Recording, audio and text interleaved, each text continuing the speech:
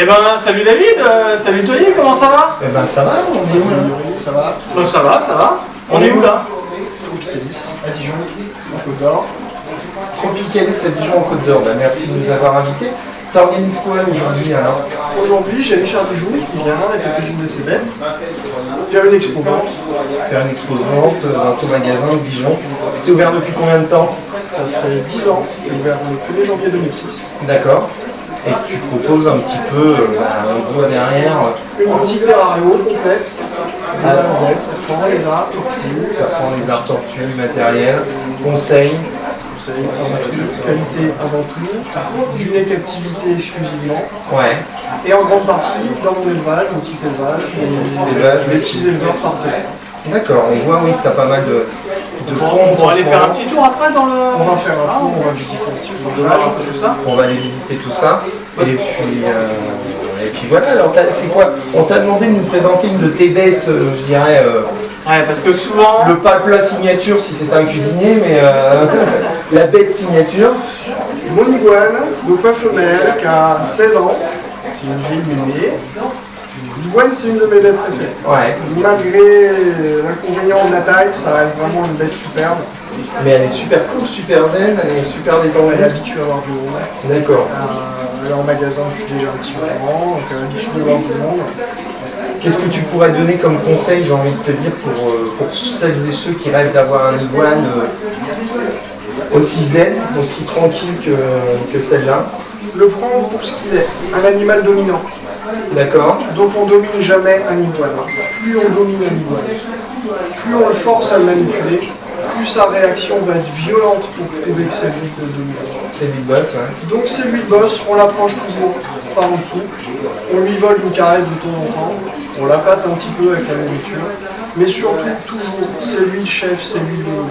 Il n'y a que comme ça qu'on arrive à avoir des grands animaux qui sont sympas, tout simplement parce qu'ils ont aucune peur de nous. Il sait que c'est lui le plus fort, donc il sait que s'il en a marre, il me regarde de travers, il souffle, et je lui fous. Et tu lui fous la paix. Respecter l'animal dominant. Et voilà. On verra en image le terrarium que tu offres à ce lézard dominant. Tu conseilles quelle taille toi pour ce type Moi, d'iguane? iguane, 2 mètres, 80 de profondeur, 2 mètres de hauteur. D'accord, Avec ça une va. branche très haute, on a toujours ce souci d'être un petit peu en dessous de lui quand on approche. Ok, d'accord. Et surtout ne pas le laisser en liberté comme ça pas fond. Non, en liberté, Parce sauf que si chez nous on a des lampes UV au plafond qui fait 35 degrés, mais autrement, non. Il y en a certains qui expliquent aussi si on le laisse en liberté, il va penser que la maison c'est son terrarium, étant donné que c'est. On revient toujours à ce problème de territorialité, de dominance. Si on lui laisse le canapé qui est en plein soleil à midi, quand on va essayer de l'enlever, ça va être long, parce que lui il a gagné un nouveau territoire. Et on va être obligé de se mettre en position d'agresseur pour le remettre dans un territoire plus petit. Et donc il nous verra toujours comme un concurrent qui a un grand territoire, Ouais. et lui a dominé avec un petit territoire.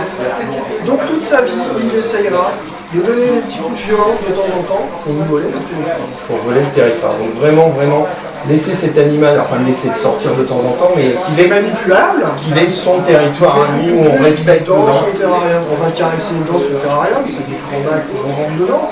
Donc on peut le caresser, on peut le manipuler un petit peu sur la main, mais lui faire prendre goût à quelque chose de gigantesque et le remettre dans son terrarium fermé après, ça peut pas le faire. C'est clair de ce côté-là. Yuri, souvent toi, on discute sur la chaîne du fait que le téju va être censé laisser, l'iguane va être censé laisser, et quand on voit cet animal, C'est ça, et quand on voit, et après, Non, vas-y, ouais, après. et quand on voit le nombre d'iguanes qui sont en vente sur le bon coin dans un exoterra 90, 45, 45, On en parlait avec Richard, qui lui est assez pour mettre un petit peu plus de loi sur les iguanes. ouais, Mais c'est à cause voilà, malheureusement, je blâme pas les gens qui se retrouvent avec un iguane trop grand et qui s'en débarrassent. Je blâme la personne qui a vendu un iguane sans donner sans montrer ce que c'était ce avant. que ça donne, ouais. Les gens, on leur dit, c'est un iguane, oh, vous inquiétez pas, il grandira dans 10 ans, il sera sympa. Et au bout de 3 ans, les gens ils sont toujours maltraités par leur iguane parce qu'ils sont mis dans un terrain trop petit ou trop bas. Et voilà, c'est un manque de conseils au début. J'ai une animalerie qui est quand même assez grande, je vends quand même beaucoup de bêtes. Les iguanes, j'en vends un grand maximum de 10 par an. Ouais. Donc quand je vois des animaleries non spécialisées qui me les commandent par 25 pour avoir des bons prix, Ils vendent je me 39 euros. dis que le conseil, il peut pas être là, sinon les gens ne prendraient pas ce genre de choses. Surtout que son alimentation est également conséquente quand même en termes de... Ça reste un végétarien, De légumes. donc bon, c'est assez gérable, ça coûte quand même moins cher à nourrir qu'un vegan ou qu'un canaille. D'accord. On Ouais, reste on va quand parler même le sur- contraire. on reste quand même sur de l'endive, de la salade. Mais on reste aussi sur un entretien quotidien. Ce qu'on n'a pas avec les varans et les serpents, moi c'est ce côté-là où j'aime bien parce qu'on a un peu plus de liberté. Quotidien, avoir vie quotidien, parce que Vie, j'aime bien. quand ils aiment bien leur petit caractère, et pour beaucoup d'entre eux, quand la salade commence à être un petit peu passée, ils la mangent plus. Il faut charger avec la franche. Donc moi je nourris toutes mes tortues, tous mes iguanes, Mais c'est 2 fois par jour. Ah, c'est pour ça peut-être aussi qu'elle est un peu. C'est fort probable. Ça va déglinguer. Fort probable. Mon mâle était beaucoup moins casse-pied. Mon mâle est mort à 12 ans malheureusement. Ah, et. Mon mâle était beaucoup plus gros. Ouais. Beaucoup plus gros, ouais. Pas loin de la double. T'as fait d'arpo? Non, dans non. Pas de repos, ils n'ont pas été si pieds courts, ils ont été séparés longtemps en fait. D'accord. Et quand c'est séparé longtemps, je connais Il n'y pas a grand jamais eu chose en Iguane, donc... il n'y a jamais eu de parade, il n'y a jamais eu c'est jamais rien passé, j'ai jamais cherché à le faire. Est-ce que c'est comme les caméléons, il faut séparer, ou on peut les laisser vivre Oui, ensemble je dans le pense qu'on terrarium? peut les laisser vivre Il n'y a pas de ensemble. souci. À partir du moment où la femelle est mature, donc assez grande pour pouvoir pondre, Oui. sans Sans vice, taper dans la réserve de calcium, etc. Voilà. Comme pour les pogonas, comme pour les geckos, etc. C'est quoi? Pour les geckos, les pogonas, c'est souvent 18 mois. Pour les iguanes, c'est plus. Pour la repro, c'est moins. Non, pour moi, un iguane adulte, c'est 3 ans. C'est 3 ans un iguane adulte. D'accord. Ok, On verra plus sur des lézards comme ça, la taille plus que l'âge. Parce que ça dépend comment on s'en occupe. d'accord. Ça dépend comment on s'en occupe et comment la bête réagit par rapport à nous et est-ce qu'elle va s'alimenter pareil. Voilà, c'est suivant les gens, suivant les conditions qu'on On a quand même aussi plusieurs localités d'iguanes. Ouais. Même si c'est pour la mode qu'on en parle plus que ça, mais voilà, il y a l'iguane plus amazonien, plus rouge, où on a des mâles qui vont arriver à 2 mètres sans trop de problème. Ce qu'on trouve le plus souvent, ce qu'on appelle du diamant, le petit iguane classique, qui est plus un iguane côtier, qui est beaucoup plus vert, mais qui est aussi beaucoup plus petit, et qui va faire en général rarement plus d'un mètre 50. Rarement plus d'un mètre 50 adulte. D'accord. Et c'est vrai que c'est impressionnant, moi c'est la première fois que je vois un iguane. Cool. Cool.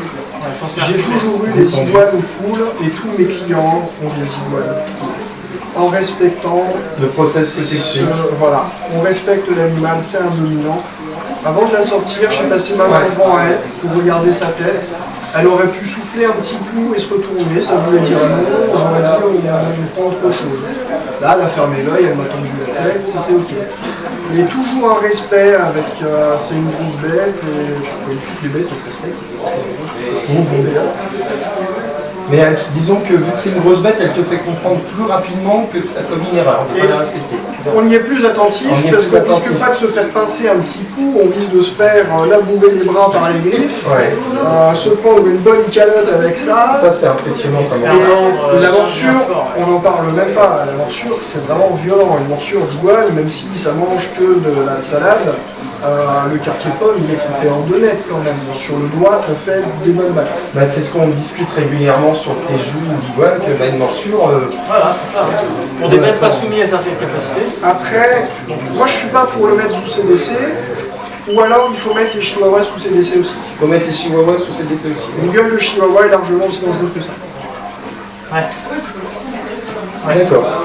Là je le vois comme ça. Ouais. Si les gens qui ont cet animal ont réellement été briefés sur son comportement, il ne sera pas plus dangereux qu'un chien qui a été éduqué. Ça sera une bête comme ça. Il y a des millions de chiens en France, il n'y a pas des millions de morts en France à cause des chiens. Non. Donc pour les iguanes, moi je pense que c'est pareil. Après il y a beaucoup plus un travail sur les animaleries qui vendent des iguanes devraient avoir un bon adulte. Oui, obligé. Représenter. Parce que les gens, même avec la bête là devant eux, j'ai des gens qui me disent non mais j'ai un terrain d'1,50 m et puis ça ira bien pour l'instant. Je leur dis non, ça va grandir vite.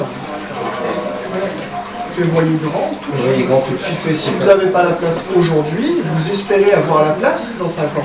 Mais vous espérez. Et si vous ne l'avez pas, qu'est-ce que vous on ne faites? sait pas ce qu'on fait dans la vie. Il y a des gens qui sont obligés de déménager pour le travail ou je ne sais quoi, et qui n'ont plus la place d'assurer un animal comme ça. Toute propension gardée dans la comparaison, c'est un peu comme tu vois les petites tortues sud Qatar. Comment on peut... Voilà. Tu te dis, ouais. Ah ouais. c'est ça. Donc c'est vrai qu'il faut toujours, on essaye de faire, Là, il y a un problème.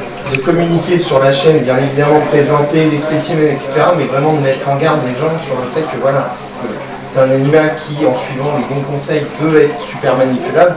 On le voit aujourd'hui, mais il faut vraiment suivre ces conseils et puis surtout savoir ce que ça va donner plus tard, vu la taille, vu les installations qu'il faut. Je veux dire, c'est pas un simple terrarium 90-45 quoi. Là, il faut des installations, des UV, de la chaleur, donc c'est vrai que ça coûte beaucoup plus cher que de prendre un petit gecko léopard.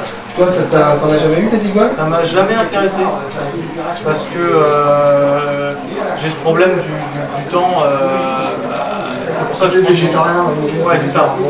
C'est tous les jours, c'est compliqué. Il mange tous les jours, il fait J'avais ses besoins tous les jours. Voilà, c'est ça, faut nettoyer tous les jours. Il sa gamelle d'eau tous les jours. Voilà, c'est ça. Et moi, ça correspond. Bon, on est de retour, hein. Si Passion Naco, mais on n'avait pas des problèmes de caméra, ça ne serait pas Passion Naco. C'est ça. On est de retour avec la petite demoiselle, donc on en a profité pour changer le plan. Et donc voilà le terrarium, le petit terrarium. Petit terrarium, parce que c'est une vieille retraitée. Et elle avait du mal à monter sur ses branches en hauteur, un terrain vraiment qui était très haut. D'accord. C'est comme nous, il y a un moment les articulations doivent marcher un petit peu moins bien. On a le même problème avec notre lieu de Véron. Voilà, on limite les escaliers et tout. Bah oui. Et donc voilà, son petit terrain un peu plus à sa hauteur, avec toujours évidemment deux bonnes grosses lampes UV. Ça, c'est 2 lampes UV que tu as là. Une lampe petit power sol. D'accord. Sans ballast ou avec ballast, celle-là? Sans ballast. Sans ballast. Sans ballast. Auto-ballast. J'ai capitulé les ballasts. D'accord. Puis ça lui va très très bien comme ça. Ça lui va très très bien, elle est bien dedans. Dans un terrarium comme ça, on pourrait mettre un couple ou il faudrait voir plus grand? Non, beaucoup plus grand.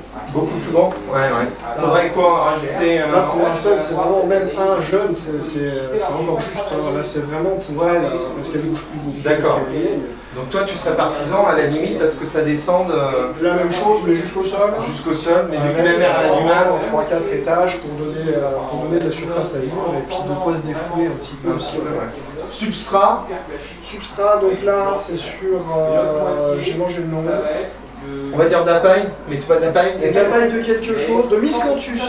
de la paille Ah de ouais, miscanthus. C'est pour ça, paille de miscanthus. D'accord. Ça s'appelle l'herbe à éléphant. C'est utilisé dans les litières à chat, dans beaucoup de choses. C'est D'accord. hyper absorbant. Je connaissais pas, ouais. Donc c'est un petit peu en test. Ça fait quelques mois que j'essaie d'utiliser ça. Et le retour est assez... Pour les grosses bêtes, plutôt bon. Pour les petites bêtes, j'aurais quand même peur de l'ingestion. Ouais.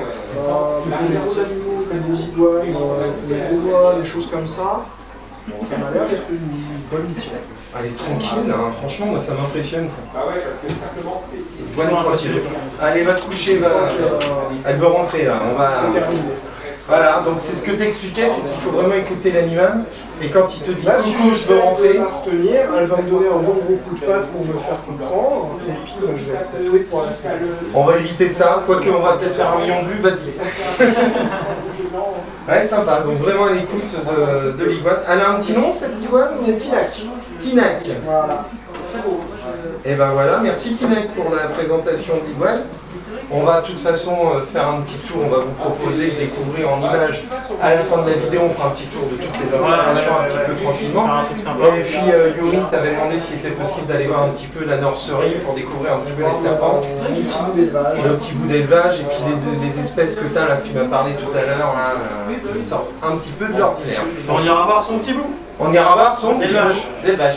On a vu un gros bout là déjà. Ouais, sauvage. Sauvage. Là, c'est son petit bout d'élevage. On se retrouve tout de suite dans le... La nurserie quoi. La nurserie, ça marche. Ça marche.